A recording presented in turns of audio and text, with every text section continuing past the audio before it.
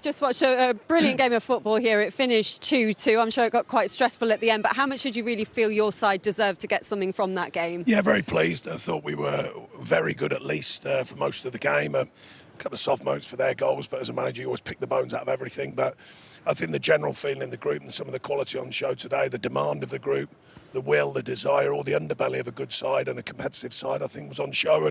And I think I thought it was the minimum of the right outcome. I thought we certainly deserved a point, and you could argue we could have nicked it. And did a lot of that come from feeding off the crowd here? There was the protest in the 10th minute today. There was a great atmosphere. Did that really filter onto the pitch and come into that performance? It certainly helps. I mean, you know, the connectivity of the what they see on the pitch and the fans. I spoke when I got here, it was going to be important. I think they've been very solid without the fans here. They question you because that's what fans do.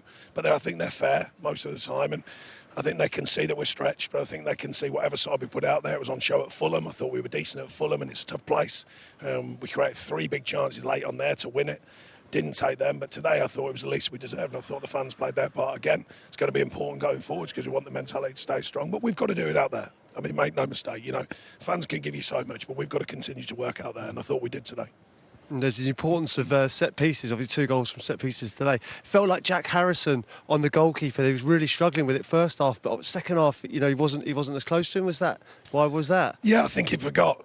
Really? Okay. I did wonder. You don't get a throw like this. Right. You know what I mean? Okay. They forget when you get a throw like this, mate.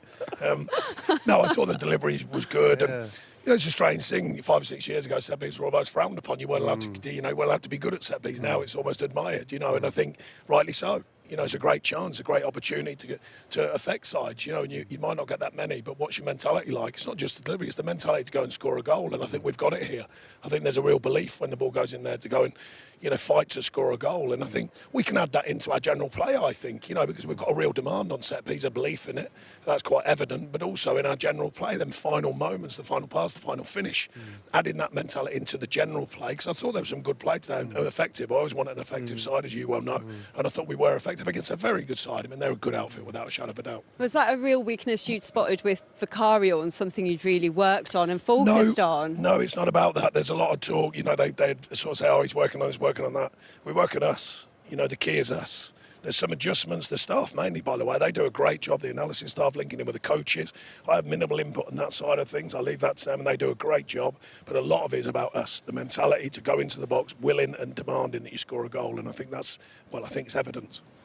Sean, how is it that you've been able to, like, you know, with such a difficult season with deduction and the you know the fans today? How have you tapped into that? Because it seems the place lit up, didn't it? The last 10 minutes when you were pushing for a goal and almost sucked the ball into that. Is that something that you've been purposely trying to tap into? Well, I think it's difficult. You know, there's a lot of challenges here, but when I walked in, there was even more challenges. We managed to sort a few out. You know, and I think eventually, I think there's a I don't know, like a truth line, I call it, and I think through a club. And I think we've hit the truth line. I think when the 10 points came along, regardless of all the noise about goods, bads, indifference and what it's going to bring back and all that, I think every Evertonian, every Toffee went, hang on a minute, right, they need us now. You know, if they're ever going to need us, they need us. As long as they're giving our lot out there, they'll come with us.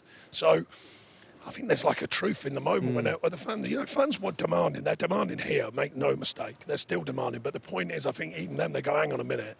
I hope they've got a manager, a staff and a group of players giving a lot. I think they, you know, we're stretched. We've been stretched for the last few weeks, but they're seeing everyone put it out there. They're seeing everyone leave it on the pitch rather than in the dressing room. You know, the old favourite, you know.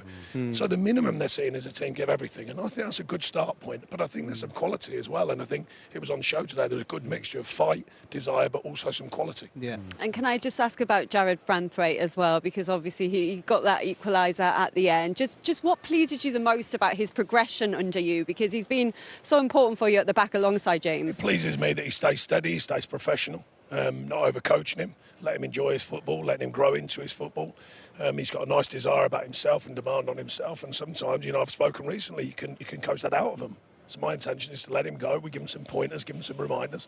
He's playing against a very, very good centre-half, in my opinion, with Taki next to him, and playing in a team that are given a lot to defend properly. That's been shown by the clean sheets. Couldn't get one today, but I still thought some of the mentality was really good about defending properly as a side and the work ethic. But he's certainly playing his part, and he should definitely be enjoying his season so far. Yeah, absolutely. He got a lot of love for his first Goodison goal here. That's it. There's not more to do than that. I'm just It's his job, innit, at the end of the day. I can never work that out. Anyway, yeah, he's going along nicely.